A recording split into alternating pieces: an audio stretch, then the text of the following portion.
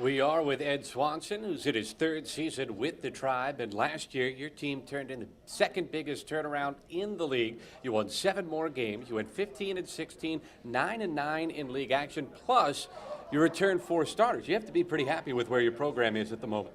I am. This is the first year I feel like we have a large group returning, and they understand what the expectations are of the coaching staff. And so we're way ahead of schedule in terms of where we were the last 2 years. And Marlena Tremba now can bump off the ball and play at the 2-guard spot with Jenna Green now at the point guard spot. Is that a great move for you in terms of opening up your offense a little bit more? Yeah, Jenna, came into a tough situation in terms of the starting point guard as a freshman, and did a terrific job for us. But yeah, we're hoping that our offensive output will increase this year with Marlena more on the wing, and the added presence of Abby Rendell in the middle as well will help. Obviously, Tremba's a lights-out shooter, but she was a little streaky last season, still knocked down 73 trays. You had to be proud of the way she shot through. What was a little bit of a midseason slump there, right?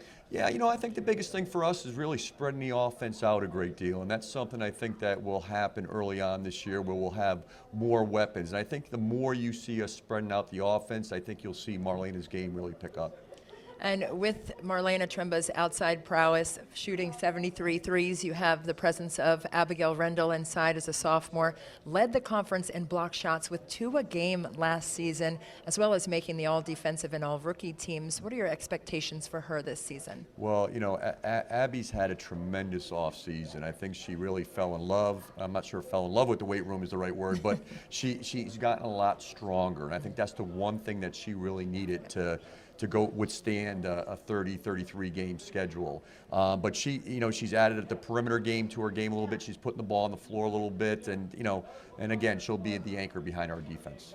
You guys put so much pressure on opposing teams. You averaged better than 11 steals per game last season. How are you so successful at creating turnovers and getting yourself those extra possessions?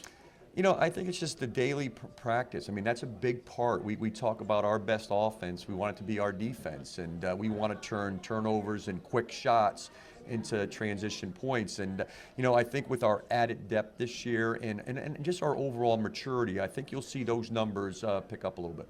And speaking of added depth, you've added 4 freshmen to the fold. How has their transition been? Been great. I think, 2 freshmen, Bianca Boggs is a 5'9" swing guard, can play the 1 or the 2. Probably our most athletic player. Will kind of take the place of Jasmine Boone a little bit at the top of our 2-2-1. And then, a 6'1" stretch 4, Allie Engelhart, can really shoot the basketball. And, you're going to see those 2 players, I think, more in the fold early on this season. You got a couple of 6+ footers. You mentioned one of them. What does that size do for your team? Well, the one thing that we had over the past 2 years was our rebounding margin. You talk about we take the ball away, and that we try to utilize that to disguise our weakness on the defensive glass. But in order to get out and run and get the ball in Jenna's hand and get the ball up to Marlena, we really got to control the defensive glass. So, we've tried to add some depth there in the backcourt, and the emergence of Alex Massingwell last year was a key addition to us, and hopefully with her increased input, that we'll be able to control that defensive glass a little bit better. What's your take on the change for women's basketball going to 4 quarters this season? I like it. I think we needed some change. We need to progress a little bit, and I like all the rule changes. I like the 10-second backcourt in terms of if there's a deflection or a jump ball that the count doesn't go back to 10, and the timeouts worry me a little bit. One of the biggest changes, I don't think you'll see coaches call as many quick timeouts because you need those timeouts for that advancement of the ball, that last minute of the game, which I think is a great addition to our game. You guys had some big come-from-behind wins last year, including an 18-point rally at Delaware in the second half. What does that say about the grittiness, the toughness of this basketball team? Well, that's the one thing that I'll take away from last year's team. If you remember, even the big comebacks, but also we a tough stretch of 4 games where we lost by 1 or 2 points. Our team really showed a lot of resiliency in bouncing back. We started the conference season off, I believe it was 1-6, and ended up finishing 9-9.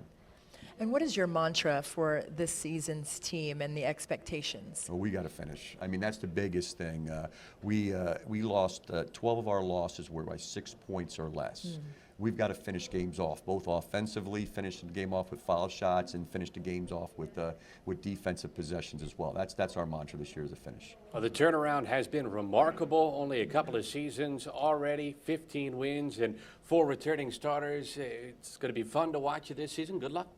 Thank you so much. Tribe head coach Ed Swanson.